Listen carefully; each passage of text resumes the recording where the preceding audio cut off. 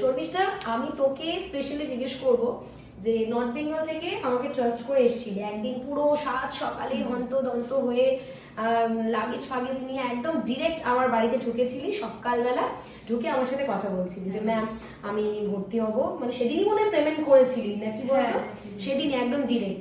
তো সেদিন একদম ট্রাস্ট করে একদম কলকাতায় হট করে আসা, এই ভিডিওতে আমাকে যা দেখেছিলি যা বুঝেছিলি, তো এই যে ট্রাস্টটা আমি কি তোর রাখতে পারলাম, বা এই 3টে মাস কি সত্যি তোর কিছু নিয়ে কি যেতে পারছিস, এটা আমি জানতে চাই।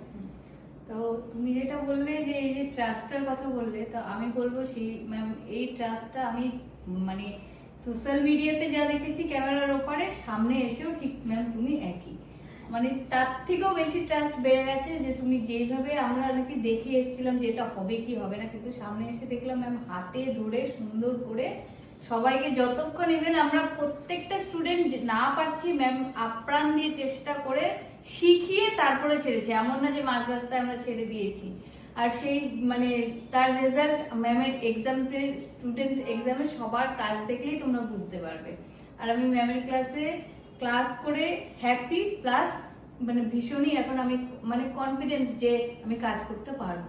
আর তোকে আমি জোর করে বাইকটা দিতে বললাম না তো, যে জোর করে না না যে দেই আমার একদমই না, বরঞ্চ আমার আক্ষেপ হচ্ছিল যে মানে সেই দিন যে আমি কথাগুলো বলেছিলাম ভয়েসে শোনা যাচ্ছিল না, যেটা সুযোগটা আজকে আমি পেয়েছি। ওকে, আমি চাইবো তুই যেই আশাটা নিয়ে আমার কাছে এসেছিলি, যা যা আমার কাছ থেকে নিতে পেরেছি সেটাই লাস্ট নয়।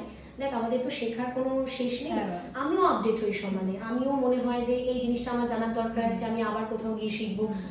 তাই জন্য আমি একটা কথাই বলবো, যা শিখেছি এগুলো প্রচুর পরিমাণে প্র্যাকটিস করিস, এবং যখন মনে হবে যে না আমার একটু আপডেট হওয়ার দরকার আছে, অবশ্যই কোথাও না কোথাও, সেটা আমার কাছে হোক সেটা অন্য কারোর কাছে হোক, অবশ্যই নিজেকে আরো উন্নত করার চেষ্টা করবি।